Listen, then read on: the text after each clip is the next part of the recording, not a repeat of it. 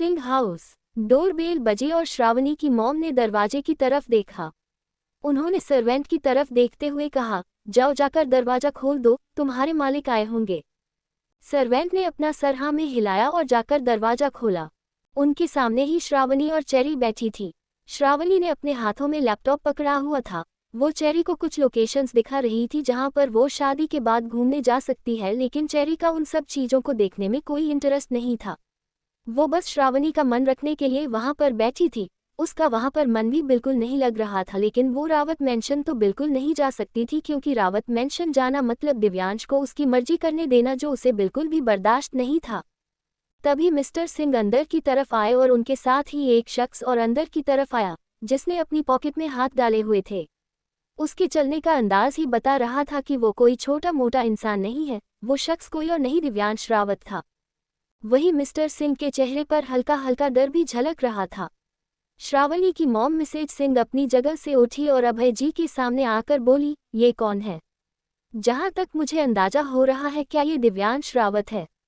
मेरा मतलब है, मैंने न्यूज पेपर और चैनल में इन्हें देखा है। जैसे ही उन्होंने कहा, चेरी जो अपने ही ख्यालों में खोई हुई थी, वो एकदम से होश में आई और सामने की तरफ देखने लगी, जहां पर दिव्यांश अपनी पॉकेट में हाथ डालकर खड़ा था। वो अभय जी के कुछ बोलने से पहले ही बोला, सही पहचाना आपने, मैं दिव्यांश रावत ही हूँ। श्रावणी की मॉम मिसेज सिंह मुस्कुराए और बोली, सीरियसली आप और हमारे घर पर? आइए ना, अंदर आइए, मैं आप लोगों के लिए चाय नाश्ता।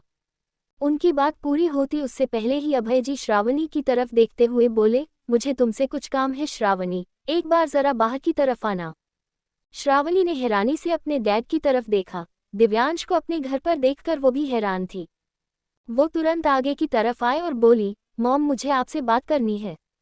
अभय जी तुरंत बोला, मुझे भी तुमसे बात करनी है, इसलिए तो कह रहा हूँ, जरा बाहर की तरफ आओ और तुम भी मेरे साथ आओ। ये बोलते हुए उन्होंने नीलिमा की तरफ देखा। नीलिमा जी तो समझ नहीं पा रही थी कि आखिर बात क्या है। दिव्यांश का उनके घर में आना उन्हें थोड़ा अजीब लग रहा था। हाँ, वो खुश थी, लेकिन अभय जी के चेहरे पर झलकता हुआ डर देखकर अब उन्हें परेशानी भी होने लगी थी। श्रावणी कुछ कहती उससे पहले ही अभय जी ने उसका हाथ पकड़ा और उसे बाहर की तरफ ले जाने लगी, तो नीलिमा जी भी तुरंत उनके पीछे पीछे बाहर की तरफ चली गई और अब वहां पर सिर्फ दिव्यांश और चेरी रह गए थे। चेरी अपनी जगह पर बैठी बैठी कांप रही थी।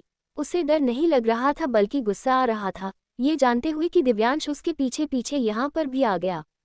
वो अपनी जगह से उठकर दिव्यांश के सामने आकर खड़ी हुई और बोली, आखिर एक बार फिर से आपने प्रूव कर दिया कि आप the great mister Divyansh Rawat हैं, जो इतने ज़्यादा पावरफुल है कि कुछ भी कर सकते हैं। मैं अपनी फ्रेंड के घर पर रहने आए और आपको ये बात बर्दाश्त नहीं हुई, इसलिए आप यहाँ पर भी मेरे पीछे पीछे आ गए। लेकिन क्या करने? मुझे वापस लेकर जाने के लिए। लेकिन एक बात मेरी कान खोल कर सुन लीजिए दिव्यांश, की मैं ऐसा कुछ नहीं करूंगी, मैं आपके साथ कहीं नहीं जाऊंगी। उसकी बात सुनते हुए दिव्यांश बस चुपचाप उसकी तरफ देख रहा था। उसके होठों पर मंद मंद मुस्कुराहट थी। वही बाहर श्रावणी गुस्से से अपने डैड की तरफ देख रही थी। वो तुरंत बोली, ये सब क्या है डैड? आप उस इंसान को अपने साथ हमारे घर में क्यों लेकर आए? और उसे लेकर आए तो हम सबको बाहर क्यों ले आए? मुझे अंदर जाना है। चेरी और दिव्यांश। उसके आगे वो कुछ कहती उससे पहले ही अभय जी ने अपना हाथ दिखाकर उसे चुप करवा दिया। श्रावणी बस उनकी तरफ देखती रह गई। वही दिव्यांश चेरी के बिल्कुल करीब हुआ और बोला, मैं यहाँ से तुम्हें लेकर तो जाऊंगा, लेकिन फिलहाल अभी नहीं रेड, बल्कि कल सुबह, क्योंकि आज की रात मैं यहीं पर बिताने का सोच रहा हूँ। चेरी गुस्से से बोली, हरगिज नहीं, ऐसा सोचिएगा भी मत दिव्यांश, मैं बता रही हूँ आपको, अब आप अपनी हर एक लिमिट क्रॉस कर चुके हैं। कम से कम यहाँ पर तो ऐसा कुछ मत कीजिए। अगर आप अभी इसी वक्त यहाँ से नहीं गए तो मैं शोर मचाऊंगी, सबको अंदर बुलाऊंगी। उसकी बात सुनते हुए दिव्यांश तिरछा मुस्कुराया और बोला, फिर क्या होगा? चेरी एक पल के लिए चुप हो गई। दिव्यांश ने उसकी कमर पर अपना हाथ रखते हुए अपने हाथ को थोड़ा सा ऊपर की तरफ किया और फिर उसकी पीठ पर अपनी उंगली गोल गोल घुमाने लगा। चेरी हल्का सा कसमसाई। उसने एक झटके से दिव्यांश का हाथ अपनी पीठ से हटाया। दिव्यांश ने अगले ही पल वो हाथ वापस चेरी की पीठ पर रखा और फिर उसे अपनी तरफ खींच लिया। चेरी सीधा उसके सीने से आ लगी और इस वक्त दिव्यांश का हाथ उसकी पीठ पर बहुत ज्यादा प्रेशर बना रहा था। दिव्यांश उसके चेहरे पर झुका और बोला, यू नो वॉट रेड, वैसे तो मेरा दिमाग बहुत चलता है, लेकिन जब बात तुम्हारी आती है ना तो मैं पागल हो जाता हूँ और फिर मेरा पागलपन पता नहीं किस किस को बर्बाद कर दे। मुझे समझ में नहीं आता, पर आज मैंने किसी को बर्बाद नहीं किया है बल्कि किसी की बर्बादी को खत्म किया है। जानती हो जिस इंसान के साथ मैं यहाँ पर आया हूँ उसकी कीमत कितनी थी? सिर्फ 20 करोड़ रुपए। उसकी बात सुनकर चेरी के पैरों तले जमीन खिसक गई। मतलब दिव्यांश यहाँ पर नॉर्मली नहीं आया बल्कि अभय जी को खरीद कर आया है। वो व्यंग्य से मुस्कुराते हुए बोली, और आपसे उम्मीद ही क्या की जा सकती है दिव्यांश? दिव्यांश तुरंत बोला, और करना भी मत, क्योंकि मैं लोगों का एटीट्यूड, उनकी उम्मीदें, उनका दिल और उनका गुरूर चारों ही बहुत शिद्दत से तोड़ता हूँ। मैंने तो तुम्हें पहले ही कह दिया था कि दिव्यांश रावत की हुकूमत चलती है तुम पर। उसकी मर्जी के बिना तो तुम सांस भी नहीं ले सकती, तो कहीं जाकर रहना तो दूर की बात, पर फिर भी तुम नहीं मानी। यहाँ पर आ गई तो मैंने सोचा कि चलो अगर तुम्हें खेलना है तो इस खेल में हिस्सा मैं भी ले लूँ। चेरी ने उसके सीने पर अपने हाथ रखे और उसे जोर से धक्का देते हुए बोली, और कितना गिरना बाकी है मिस्टर दिव्यांश रावत? और कितना गिरना बाकी है? और क्या क्या करेंगे आप? सिर्फ मुझे अपने सामने झुकाने के लिए, मुझे अपने हाथों की कठपुतली बनाकर नचाने के लिए? जब मैंने एक बार कह दिया कि मुझे नहीं रखना आपके साथ कोई रिश्ता, ना ही मुझे आपके साथ रहना है। प्यार का रिश्ता तो छोड़िए, मुझे तो आपके साथ नफरत का भी कोई रिश्ता नहीं रखना, तो क्यों आप मेरे पीछे पड़े हैं? दिव्यांश तिरछा मुस्कुराया और बोला, क्योंकि तुम मुझे चैलेंज कर रही हो रेड। अगर तुम चुपचाप मेरी बात मानो और मेरे हिसाब से हर एक चीज़ करो तो मैं भला क्यों तुम्हें परेशान करूंगा। लेकिन तुम मुझे एटीट्यूड दिखाती हो, तुम जानती हो कि मैं तुम्हें खुद से दूर नहीं जाने दूंगा, लेकिन फिर भी तुम मुझे चैलेंज करती हो, तो उस चैलेंज को जीतने के लिए मुझे कुछ तो करना पड़ेगा ना। वे ये सब छोड़ो, मुझे सिर्फ इतना बताओ कि आज रात कहाँ सोने वाली थी तुम? चेरी उसकी बात पर हैरानी से उसकी तरफ देखने लगी। वो अब दिव्यांश की बातों का मतलब बहुत अच्छी तरह से समझ चुकी थी। वो तुरंत बोली, मुझे अब यहाँ नहीं रहना, मैं जा रही हूँ यहाँ से। ये बोलकर वो बाहर की तरफ जाने लगी, लेकिन दिव्यांश ने उसकी कलाई को कसकर पकड़ा और मरोड़कर उसे वापस अपनी तरफ खींच लिया। तो चेरी की पीठ इस बार दिव्यांश के सीने से लगी और अगले ही पल अब दिव्यांश ने उसके पेट पर भी अपना हाथ रख दिया। चेरी उसकी पकड़ से छूटने के लिए कसमसा रही थी। वो अब बस किसी तरह यहाँ से जाना चाहती थी, लेकिन दिव्यांश की पकड़ उस पर लगातार कसती ही चली जा रही थी और अब दिव्यांश ने अचानक ही उसे अपनी गोद में उठा लिया। चेरी ने उसे कंधों से कसकर पकड़ा और बोली, खबरदार, अगर आप मुझे किसी रूम में लेकर गए तो हम हमारे रावत मेंशन में नहीं है दिव्यांश, जो आप मेरे साथ यहाँ पर अपनी मर्जी करेंगे।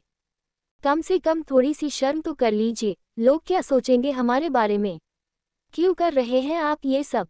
क्यों आप लोगों के सामने मेरा और अपना दोनों का मजाक बना रहे हैं? लोग आपको तो कुछ नहीं करेंगे लेकिन मुझे नहीं छोड़ेंगे। क्यों आप सब कुछ बर्बाद करने पर तुले हुए हैं?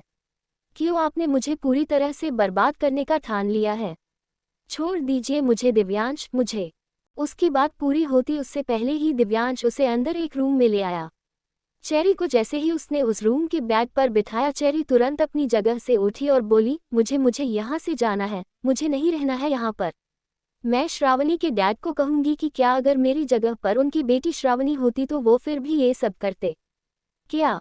अभी वो बोल ही रही थी कि अचानक से उसे बाहर एक गाड़ी स्टार्ट होने की आवाज आई। मतलब मिस्टर सिंह अपनी फैमिली और श्रावणी को लेकर वहां से जा चुके थे।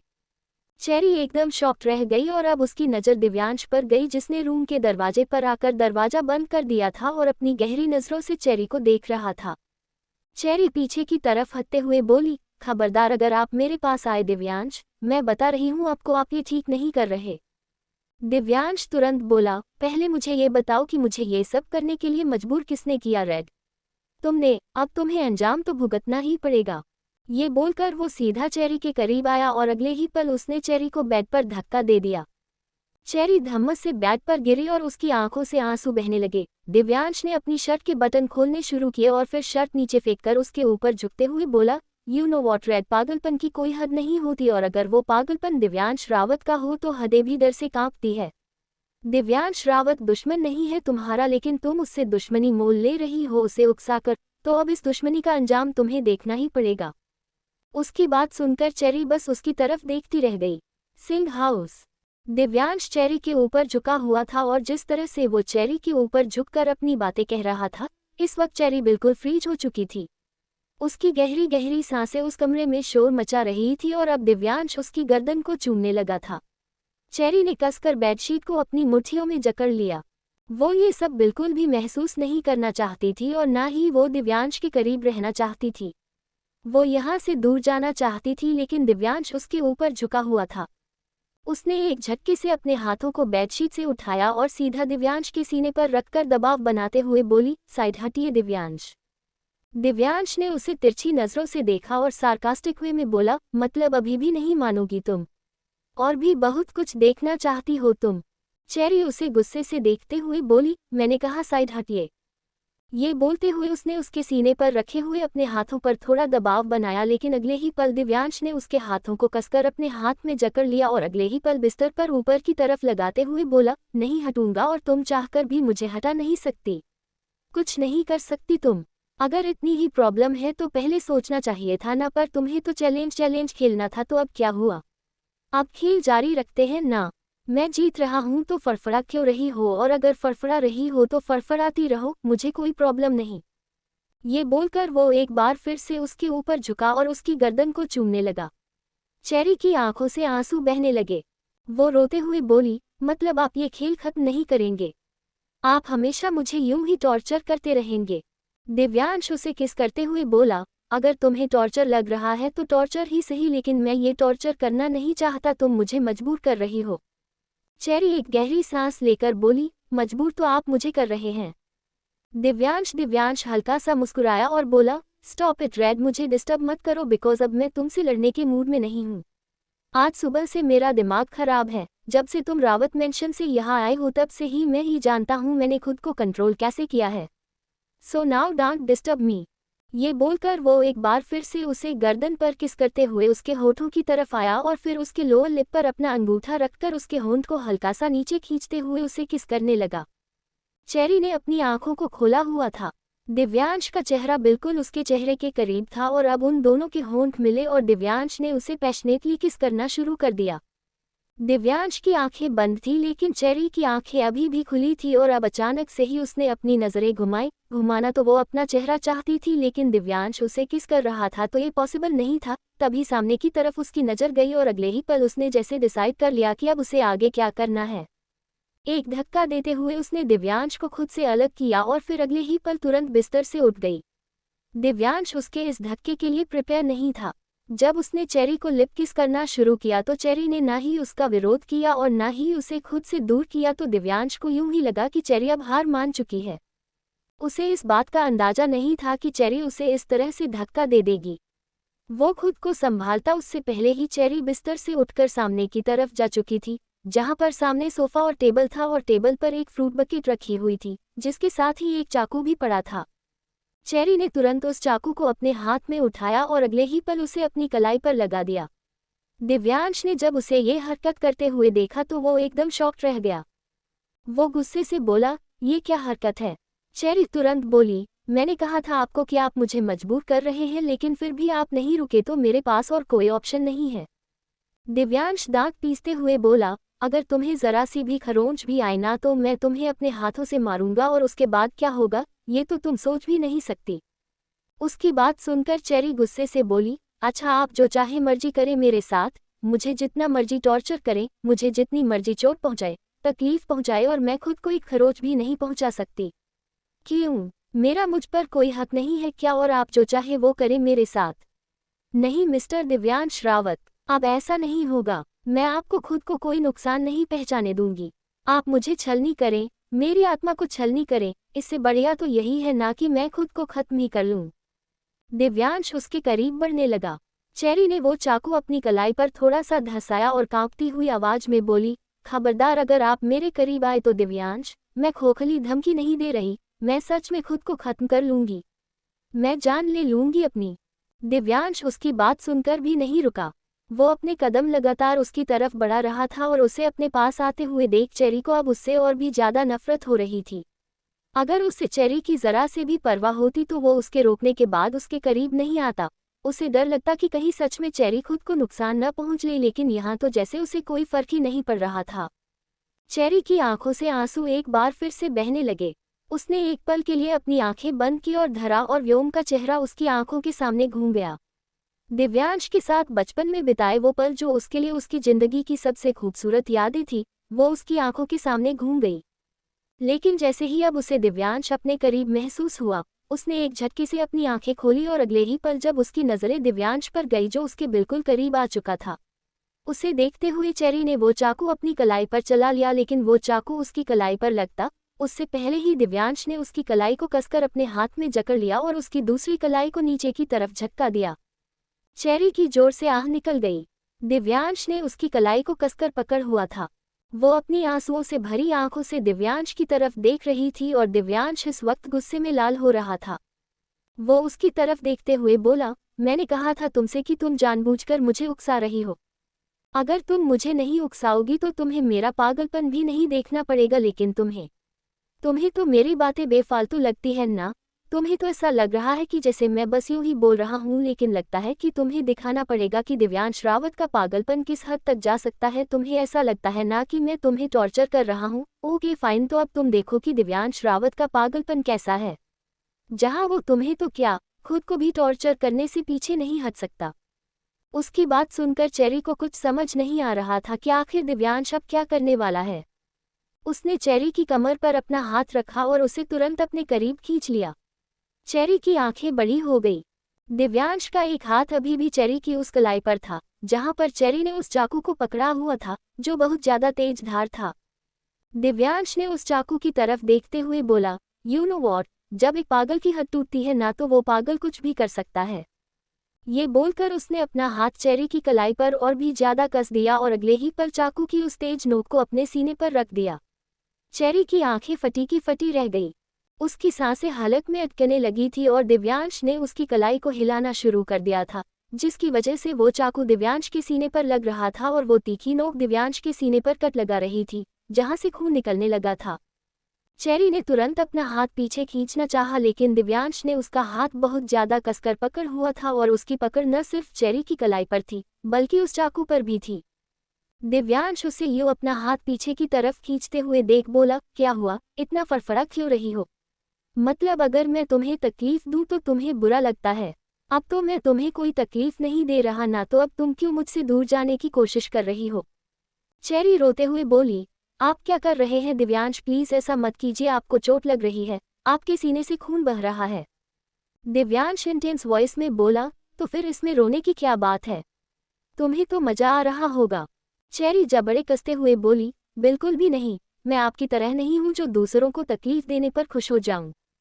दिव्यांश तिरछा मुस्कुराया और बोला, मैं जानता हूं रे, तुम मेरे जैसी बिल्कुल भी नहीं हो और तुम कभी मेरे जैसी बन भी नहीं सकती। मेरे जैसा पागलपन तो तुमसे हैंडल भी नहीं होगा। चेरी रोते हुए बोली, और मुझे ये पागलपन हैंडल करना भी नहीं है, प्लीज ऐसा मत कीजिए Divyansh, I request you.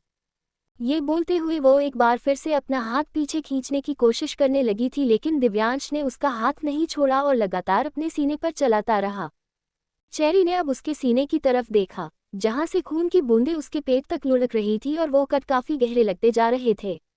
Cherry Divyansh को तकलीफ देने का सोच भी नहीं सकती थी, लेकिन न चाहते हुए भी उसके हाथों से दिव्यांश का सीना जख्मी हो रहा था और तभी चेरी का ध्यान गया उन सारे कट्स पर जो दिव्यांश ने अपने सीने पर लगाए थे।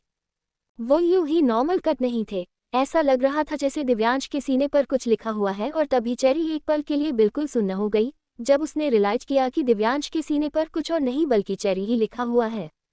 वो हैरानी से दिव्यांश की तरफ देखने लगी। उसे समझ नहीं आ रहा था कि ये कैसा पागलपन है, जहां पर दिव्यांश खुद को ही तकलीफ दिए जा रहा है। ये कैसी नफरत है, ये कैसा इश्क है, जहां ना उसे चेरी की तकलीफ से फर्क पड़ता है और न ही अपनी खुद की तकलीफ से। वो बस दिव्यांश के चेहरे और उसके सीने की तरफ देखती रह गई और दिव्यांश ने अपने सीने पर चेरी का पूरा नाम लिख लिया था। चेरी और दिव्यांश के हाथ पर भी खून लग चुका था और नीचे भी खून की बूंदें इस हद तक टपक रही थी कि पूरा फर्श लाल हो चुका था।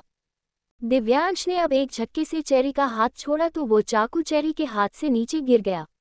दिव्यांश का हाथ भी हल्का सा कांप गया था। बेशक से वो कुछ कहे ना, लेकिन उसके चेहरे पर हल्का दर्द तो झलक रहा था। जिस तरह से उसने अपना पूरा सीना जख्मी कर लिया था वो कोई छोटी बात नहीं थी। चेरी कुछ बोल ही नहीं पा रही थी और अब दिव्यांश ने उसके सिर के पीछे अपना हाथ रखा और उसके बालों पर ग्रिप बनाकर उसके चेहरे पर झुकते हुए बोला, अब तुम्हें मुझे और कुछ कहना है या फिर मैं वो कर सकता हूँ जो मैं करना चाहता हूँ? एक बार फिर से तुम मुझे रोकना चाहती हो या फिर अब मैं ये समझ लूं कि तुम मुझे जरा सा भी डिस्टर्ब नहीं करोगी? चेरी गहरी सांसें लेते हुए बोली, अब आप क्या करना चाहते हैं? दिव्यांश उसके चेहरे पर अपनी गर्म सांसें छोड़ते हुए बोला, प्यार, तुम्हें बहुत सारा प्यार। उसके जवाब पर चेरी शॉक्ड रह गई। सिंह हाउस। दिव्यांश का जवाब सुनकर चेरी बस उसकी तरफ देखती ही रह गई। दिव्यांश के सीने पर चोट लगी हुई थी। उसने चाकू से अपना पूरा सीन जख्मी कर लिया था, लेकिन उसके चेहरे पर रत्ती भर दर्द नहीं झलक रहा था और वो ऊपर से चेरी को प्यार करने की बात कर रहा था। ऐसी हालत में इंसान कैसे किसी को प्यार कर सकता है? प्यार करना बेशक से सुकून देता है, लेकिन इस हाल में तो सिवाय दर्द के कुछ भी हासिल ना हो। बेशक से दिव्यांश की हरकतों की वजह से उसे दिव्यांश से नफरत हो रही थी, लेकिन इस वक्त दिव्यांश की जो हालत थी वो उसे नज़रअंदाज नहीं कर सकती थी, इसलिए वो दिव्यांश की तरफ देखते हुए बोली, प्लीज़ मैं आपसे एक रिक्वेस्ट करूं। आई नो आप मेरी कोई बात नहीं मानते, लेकिन प्लीज़ दिव्यांश मेरी इस बात को मान लीजिए। दिव्यांश हल्का सा मुस्कुराया और बोला, तुमसे किसने कहा रेड कि मैं तुम्हारी कोई बात नहीं मानता? मैं तो तुम्हारी हर एक बात मानने के लिए तैयार हूँ, लेकिन वो बात होनी मेरे हिसाब से चाहिए। खैर छोड़ो ये सब बातें, बताओ मुझे क्या चाहती हो तुम? चेरी की आंखों से आंसू बह गए। वो रोते हुए बोली, प्लीज़ हॉस्पिटल चलिए, आपको डॉक्टर की ज़रूरत है। इन जख्मों पर दवा लगानी होगी, वरना आपको बहुत ज़्यादा दर्द होगा।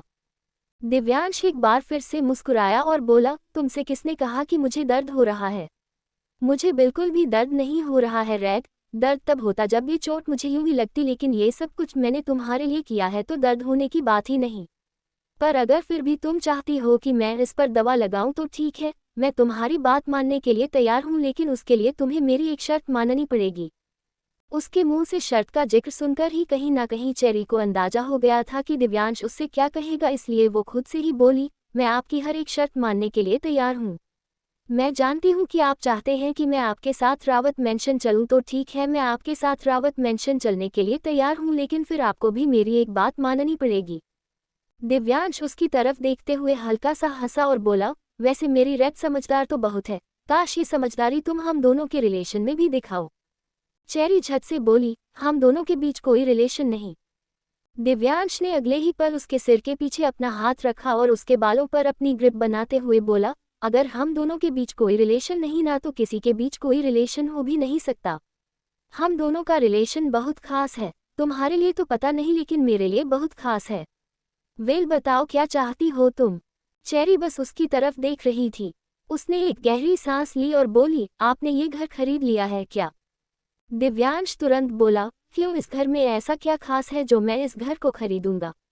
ये घर मैंने खरीदा नहीं है और प्रॉपर्टी खरीदने में मैं इंटरेस्टेड भी नहीं हूँ। मैं तो लोगों को खरीदना जानता हूँ। मैं यहाँ पर इसलिए हूँ क्योंकि मैंने अभय सिंह को 20 करोड़ रुपए दिए हैं। अब उन पैसों को मुझे किस तरह से वसूलना है, ये तो मुझ पर डिपेंड करता है ना। मैं बेशक से इस घर में रहकर वसूलूं या फिर एक ही दिन में इस घर से चला जाऊं, क्या ही फर्क पड़ता है। उसे 20 करोड़ रुपए मिल गए और मुझे जो चाहिए था वो मेरे पास है। ये बोलते हुए उसने चेरी की कमर पर अपना हाथ रखा और उसे अपने करीब खींच लिया। चेरी बिल्कुल उसके करीब आ चुकी थी और उसका हाथ दिव्यांश के कंधे पर था और उसका हाथ इस वक्त बुरी तरह से कांप रहा था। उसकी नज़रें दिव्यांश के सीने पर थी, जहां से खून अभी भी बह रहा था। दिव्यांश उसकी तरफ देखते हुए बोला, मेरे दर्द से दर्द होता है क्या तुम्हें? चेरी जो उसके सीने की तरफ देख रही थी, वो अचानक से ही बोल पड़ी, बहुत दर्द होता है। दिव्यांश हल्का सा मुस्कुराया और बोला, तो फिर क्यों देती हो ये दर्द मुझे? चेरी ने नजरें उठाकर उसकी तरफ देखा और बोली, मैं आपको दर्द देती हूँ या आप मुझे दर्द दे रहे हैं दिव्यांश? आप मुझे बताते भी नहीं हो कि आपको मुझसे चाहिए क्या। ये सब कुछ आप ही तो कर रहे हो। मैंने क्या ही किया है, मेरी गलती क्या है? कम से कम मुझे इतना तो बताइए।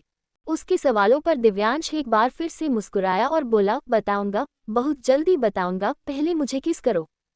चेरी उसकी बात सुनकर हैरान रह गई। वो कुछ कर ही नहीं पा रही थी, न कुछ बोल पा रही थी और न ही अपने हाथों को हिला पा रही थी। दिव्यांश उसे देखते हुए बोला, लगता है तुम्हें सुना नहीं रेड, आई सेड मुझे किस करो या फिर मुझे एक बार फिर से वो चाकू उठाना पड़ेगा और इस बार मैं सिर्फ अपने सीने पर जख्म नहीं करूंगा, बल्कि वो चाकू पूरी तरह से अपने सीने के आर पार करूंगा। चेरी तुरंत बोली, प्लीज प्लीज ऐसा मत कीजिएगा दिव्यांश, मैं आपको किस करने के लिए तैयार हूँ। ये बोलते हुए उसकी आवाज कांप रही थी। उसने दिव्यांश के गाल पर अपना हाथ रखा और फिर अपने होठों को दिव्यांश के होठों के बिल्कुल करीब किया। दिव्यांश की गर्म सांसें उसे अपने चेहरे पर महसूस हो रही थी। दिव्यांश ने उसके गालों पर आए हुए बालों को पीछे की तरफ किया और फिर अपना चेहरा थोड़ा सा चेरी के चेहरे के करीब किया तो उन दोनों के होंठ खुद ब खुद आपस में मिल गए और चेरी उसे हल्का हल्का किस करने लगी। वो उसे बहुत सॉफ्टली किस कर रही थी। उसका हाथ धीरे धीरे दिव्यांश के गाल से उसके सिर के पीछे आने लगा और उसने उसके बालों में अपनी उंगलियां उलझा ली। दिव्यांश ने भी उसकी पीठ पर अपना हाथ रखा और उसे बेइंतहा चूमने लगा। वो पूरी तरह से चेरी को खा रहा था, उसे अंदर तक किस कर रहा था और चेरी बस उसे रिस्पांस दे रही थी, उसका साथ दे रही थी। दिव्यांश उसे धीरे धीरे पीछे की तरफ झुकाने लगा। चेरी पूरी तरह से बेड पर लेट गई। उसे यही लग रहा था कि दिव्यांश 2-4 मिनट में उसे छोड़ देगा, लेकिन तकरीबन 5 मिनट बाद दिव्यांश ने उसके होठों को तो छोड़ दिया पर साथ ही साथ उसकी गर्दन को चूमने लगा। चेरी ने उसके कंधों पर अपने हाथ रखते हुए कहा, हमें डॉक्टर के पास जाना है दिव्यांश, प्लीज पहले डॉक्टर के पास चलिए ना। दिव्यांश ने उसके हाथों को अपने कंधों से हटाया और बोला, don't stop me red. Now I just can't control my self. I don't want anything, I just want you, just you. ये बोलते हुए वो उसके सीने की तरफ बढ़ चुका था और धीरे धीरे उसने चेरी के कपड़ों को उसके बदन से अलग करना शुरू कर दिया था। चेरी उसके हाथ पर अपना हाथ रख कर बोली, लेकिन ये सब तो हम बाद में भी कर सकते हैं ना दिव्यांश, पहले डॉक्टर के पास चलना जरूरी। उसकी बात पूरी होती उससे पहले ही दिव्यांश ने सर्द नजरों से उसे देखा और बोला, तुम एक बार फिर से वही गलती कर रही हो ना रेड, जो तुम्हें नहीं करनी चाहिए। जब मैं कह रहा हूं कि मुझे सिर्फ तुम चाहिए हो तो तुम्हें समझ में नहीं आ रहा क्या? उसकी बात सुनकर चेरी ने अपना हाथ उसके हाथ से हटा लिया। दिव्यांश के चेहरे पर डेविल स्माइल तैर गई। वो एक बार फिर से चेरी के बदन पर झुका और उसकी सॉफ्ट सी बॉडी को अपने होठों से लिक करने लगा। चेरी ने अपनी आंखों को बंद कर लिया था और अपना चेहरा हल्का सा दूसरी तरफ घुमा लिया था। वो बस दिव्यांश के होठों को अपने बदन पर महसूस कर रही थी। वो बेशक से उसे रिस्पांस नहीं दे रही थी, लेकिन जो फिजिकल अट्रैक्शन इस वक्त उसकी बॉडी को फील हो रही थी, वो खुद ब खुद उसे रिस्पांस देने के लिए मजबूर कर रही थी। उसके हाथ जब खुद ब खुद दिव्यांश के कंधों पर कस जाते तो दिव्यांश के चेहरे पर मुस्कुराहट तैर जाती। कुछ ही देर बाद उसने पूरी तरह से चेरी को बेलिबास कर दिया था और खुद भी अपने कपड़ों को अपने बदन से अलग कर नीचे जमीन पर फेंक दिया था। चेरी की तरफ खुद को पुश करते हुए बोला, यू नो वॉट रेड। उसकी बात सुनकर चेरी ने अपनी आंखों को खोला। इस वक्त उसकी आंखों में एक अलग ही नशा था, जैसे वो खुद को कंट्रोल करने की कोशिश कर रही थी। उसके होंठ पूरी तरह से फड़फड़ा रहे थे। दिव्यांश पूरी तरह से उस पर झुका और फिर उसके होठों की तरफ देखते हुए बोला, I am mad for you and now you gonna see my madness. ये बोलकर उसने अपने दोनों हाथों को चेरी की कमर पर रखा और फिर उसे अपनी तरफ खींचा तो अगले ही पल चेरी का चेहरा एकदम से लाल हो गया। उसके पूरे बदन में दर्द दौड़ गया और उसके होठों से दर्द भरी आह निकली। उसने अपने दोनों होठों को अंदर की तरफ दबा लिया था, लेकिन दिव्यांश भला ये भी कैसे बर्दाश्त करता। उसने चेरी के सिर के पीछे अपना हाथ रखा और फिर पूरी तरह से उसके होठों पर हावी हो गया। चेरी की दर्द भरी सिसकियां अब उसके अंदर ही दब कर रह गई थी। दिव्यांश खुद को चेरी के अंदर मूव कर रहा था और चेरी उसकी हर एक मूवमेंट को अपने अंदर महसूस कर रही थी। दिव्यांश ने कुछ देर बाद उसके होठों को छोड़ा और फिर एक बार फिर से उसके बदन को चूमने लगा। चेरी अब आहें भरने लगी थी। दिव्यांश के सीने पर लगा हुआ सारा खून चेरी के सीने पर लग चुका था और फिर भी दिव्यांश रुकने का नाम नहीं ले रहा था। सच ही कहा था उसने कि चेरी उसके लिए उसकी मैडनेस है और वो इस मैडनेस को प्रूव कर रहा था।